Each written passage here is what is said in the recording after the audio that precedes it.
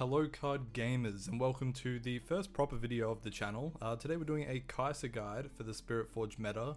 I'm just going to be going over the playstyle of the deck, doing a bit of a deck tech of what I run and why, and give you a brief rundown of what matchups I think this deck is favored into, and where I think it stands in the meta.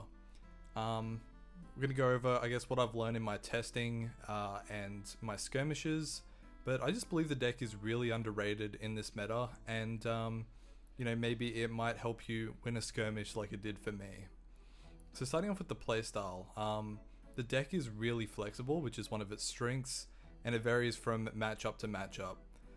What you're usually going for is a remove and move in sort of playstyle, where you remove their stuff and move in your cheap expendable units to pressure up to 8.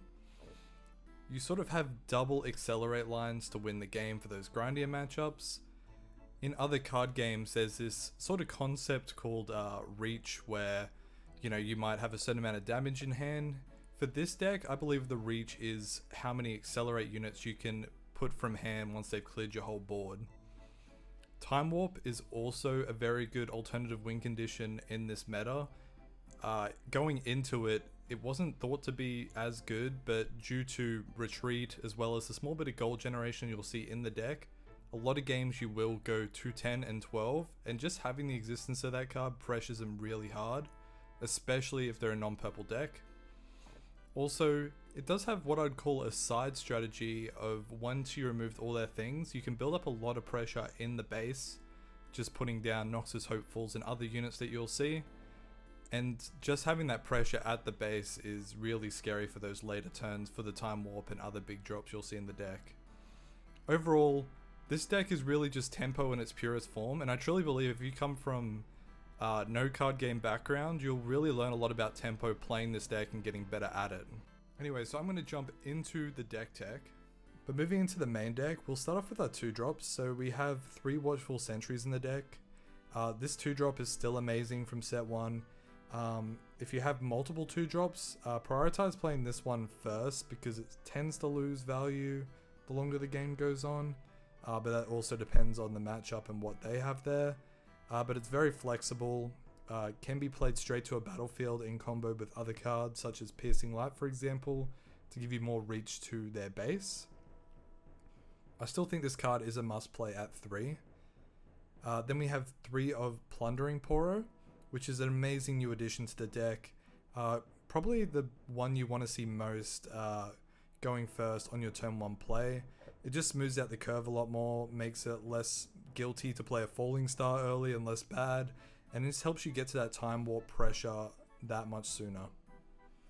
And then to round it out, we have 2 Legion Rearguards. So I used to have a couple of Pouty Poros in this slot, and that does feel really good in the certain matchups such as Annie or any of those decks that run Gust or run some early removal such as the Mirror.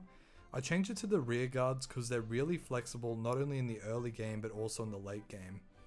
Unless there's a niche scenario, try to only accelerate this unit later in the game, I would say, but don't be afraid to use this as a retreat target. I made a lot of adjustments to the deck. You can see it all in my guide, how I've changed it over time, but with the removal of Darius, I believe the rear guards is really needed to go for those double accelerate wins. Next up, we have 3 Lecturing Yordles. This is just a really solid card, especially when going second. It's what you want to see. And it really helps you stay card neutral when you're playing those small expendable bodies and doing this remove and move playstyle. It's also especially good as a retreat target, playing the Draven, move the Lecturing Yordle in, retreat it out before the Draven can engage in combat. And the tank is not to be underestimated. There is a lot of situations where you put this in with a Watcher or a Forerunner, and they have no option but to remove the Yordle instead of your big body, which is just devastating in certain situations. Next up, we have 3 Noxus Hopeful. Being a 2-drop for 4, this card is fantastic in the Mirror, being 4 Might, and it just is outside of Gust range for certain matchups when that card's still around. It's really, really good for that side playstyle I said of putting pressure at your base. With this card, it just means your later Watcher turns, you don't have to accelerate because the pressure of having 2 or 3 of this guy in your base is very pressuring. And then we just have one more Kaiser Survivor in the deck. A lot of lists don't run any extra Kaiser Survivors, so sometimes they just overcommit to removing your champ unit, and dropping a second one just afterwards can be very devastating. It's also, once again, another cheap accelerate unit that gives you a lot of reach late game, and same thing accounts for the first Kaiser, you know, retreat this unit or at least bluff the retreat. Then we're running 2 Ferris Forerunners in the main deck. This is the newer addition to my deck. Of course, it still feels very devastating to get rebuked, but sometimes just playing it back down at a battlefield doesn't feel too bad in some matchups. And in saying that, I would recommend playing this straight to a battlefield where you can. It usually makes it a, you know, damned if I do, damned if I don't situation, where if they remove it, they get the 2-3 mites to base, and if they don't, you just get a couple of few bonus points from holding, and it helps that side playstyle of building up that base. The reason I don't run as a 3-of isn't really because of the rebuke thing, it's actually because of going down in runes is actually very costly in this deck. And then we run 2 Thousand Tail Watchers. This card doesn't need an introduction at all. Most lists run it as a 3-of, 2 has suited me just fine. It combos well with a lot of different cards in the deck, like Falling Star or Piercing Light, or just the units at your base like I said. So don't be afraid to play what I call a slow watcher and rely on the pressure from your base. Moving on to the spells in the deck, we have Hextech Ray as an undeniable 3-of. It's just really solid when going second to just take back the tempo and gain the initiative you lose from going second. Next we have 3 Stupefy, pretty standard, cycles a card in your hand and combos super well for those awkward damage numbers such as Draven and its stupid spinning axe, makes it get in range of Piercing Light or Hextech Rays, whatever you need. Next we have 2 Retreat, excellent card for ramping as well as being underrated in countering meta decks such as Draven. I'll just say look out for those windows such as a unit moving in, or them paying the accelerate cost, or their Darius being readied. Find those windows to retreat your unit back before combat if you're in those matchups.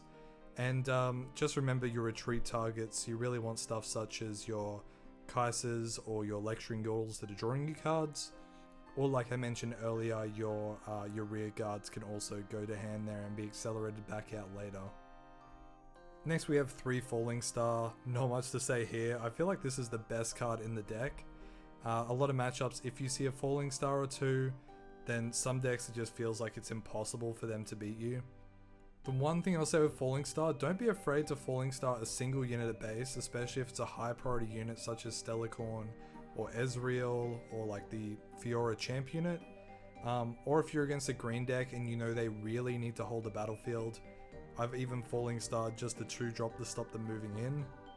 Next we have 2 Piercing Lights. A lot of the time you can feel like this is your 4th or 5th copy of Falling Star. It is a massive blowout if they have a 2-drop at base and battlefield, but it also feels a massive blowout if they defy your repeated Piercing Light, unfortunately. But like I said before, don't be afraid to play this on your own Watchful Sentry especially, or on one of your bigger units to get that reach for them in their base. Then we have a 3 of Singularity, great card into the Miracle matchups. Only going down 1 room for this card just feels insane sometimes. And once again, don't be afraid to target 1 unit if the tempo just feels right there. Sometimes when you get to that late game and you're ahead in cards, just removing the 1 unit from their board can just be game ending for them.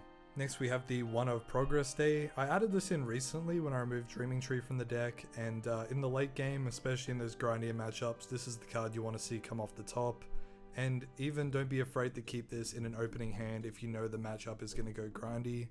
Don't fall into the trap of just keeping stuff to curve out early. Remember, if you need extra draw in this matchup and you know the matchup well, keep cards like this.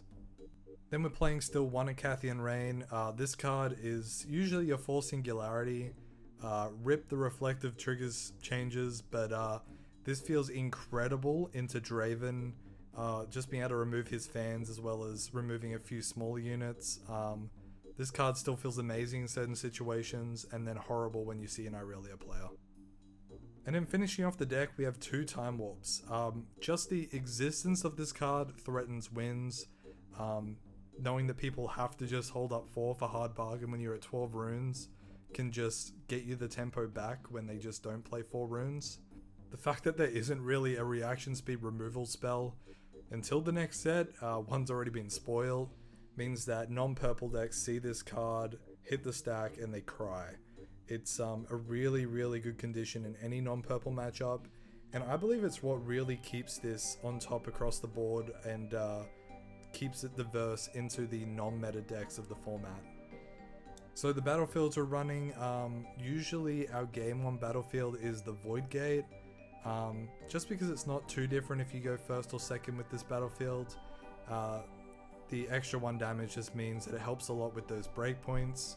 You know, puts Kaiser Survivors in Hextech range or Piercing Light range, and it makes your Falling Stars better into the bigger units. Our going second battlefield is generally the Obelisk of Power. In certain matchups you can get away with playing Kaiser Survivor on 1, and in those matchups this battlefield feels insane. Just look out for those green and red matchups like I said. If you play this turn 1 and it gets charmed in, it can feel very devastating. Our last battlefield is a bit of a weird one. We're running the Valmor's Lair. Usually my going first battlefield, or you could play it as your neutral game 1 battlefield. Really, really good into purple decks. Mainly in here for Irelia and Draven. For Irelia it means they really need those Swiftfoot boots or they just can lose. And it just turns off Fight or Flight on that battlefield, which can become very relevant a lot of the time. Our rune split is just 7 Fury runes, 5 Mind runes. I think that's just the good math for the deck. And then moving into our sideboard, we're running 2 of Get Excited. This is probably the weirdest sideboard tech in the deck. Basically, it's exclusively there for the Irelia matchup when combined with Brynhir Thundersong. Next we have 2 of Thermo Beam. Pretty self-explanatory. Any heavy gear matchups, especially the green decks, Azir, Jax, Ornn, and Irelia, throw this one in. Just be careful that it doesn't get windwalled.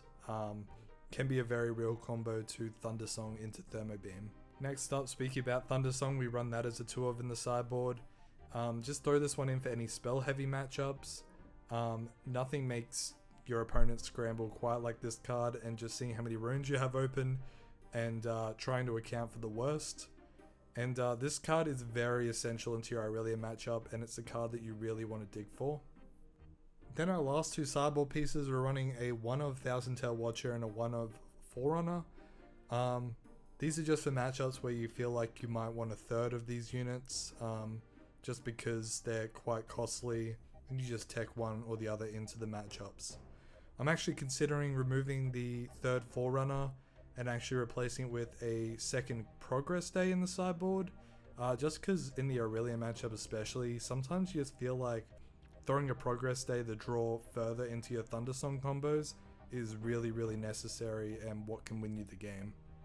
So I'm just going to finish up this guide by doing a little matchup chart, and I'll show you my win rates into these decks and propose what I think the actual win rate is here. I just wanted to give a disclaimer that this is testing over about 30 games, not hundreds of games.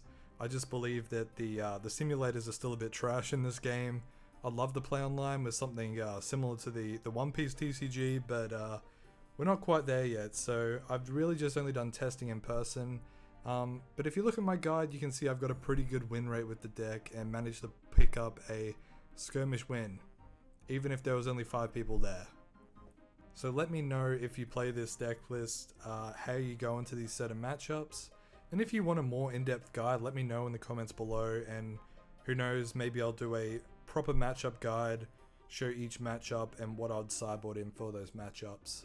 So as you can see here, I believe that the deck goes very even into your Miracle matchups, your Dravens of the world, and also some of the Aurora decks. Your really bad matchup is Irelia, as you can see there. I really believe it is like a 35-65 type matchup. And Jax isn't one I've versed yet, but I do have some concerns about the deflect as well as, you know, you're not so fast. But as you can see there, I believe every other matchup is really favored for Kai'Sa, and a lot of the off-meta decks just can't deal with the removal that you bring into the game. And you tend to just remind them of who the Queen of Set 1 was, and can take them by surprise. But thanks very much for watching, guys. Please let me know in the comments if you want to see more stuff like this. But hey, get excited for Unleashed spoiler season, and me working out the next step of what deck I'm going to jump ship to as soon as Baron Nash is released. So I will catch you guys in the next one.